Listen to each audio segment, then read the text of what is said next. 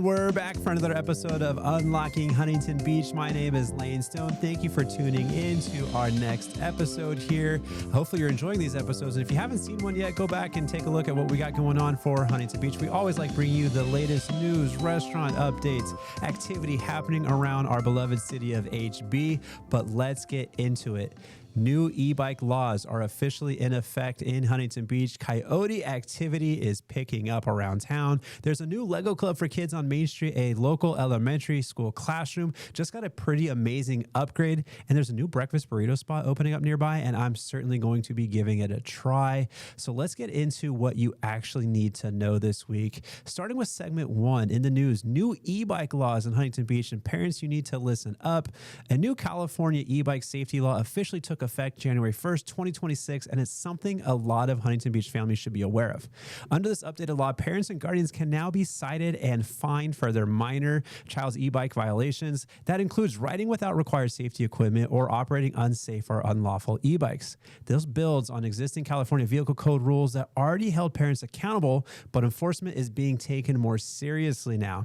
Depending on the violation, consequences can include fines, bike impoundment, mandatory safety education, and in more serious situations, even child endangerment considerations. So one important note for Huntington Beach specifically, law enforcement is paying close attention to those high-powered, electric motorcycles. Bikes like the Talaria are not street legal e-bikes, and those are a major concern when minors are riding them. This isn't about being strict, it's about safety and making sure parents know they're now part of the responsibility. So there you go. This next segment is all about the community and kids, and there are a couple of really positive things happening around Huntington Beach right now. If you've got kids who love Legos, building things, or just being creative, this is a good one to know about. Main Street is hosting an in-person little Lego club happening on the second Friday of each month after school. Each club is focused on free building, time, creativity, and fun challenges. Here are some of the details to know. It's open to ages 4 to 10. Siblings are welcome. Kids must be accompanied by an adult. Overhead lights will be off for a calmer environment. Headphones are encouraged if noise is an issue. This is one of those low-pressure, thoughtful programs that makes it easier for kids to be creative and for parents to find something meaningful to do after school. And this next one is just a really cool story.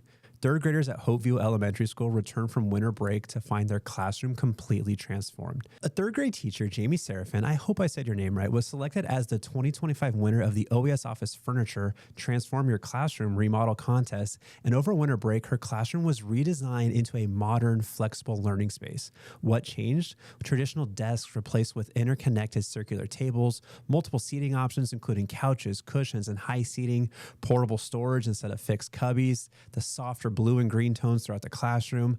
The remodel cost was about $22,000, fully covered by OES and HON office furniture, and the goal was to create more comfortable, engaging learning environment.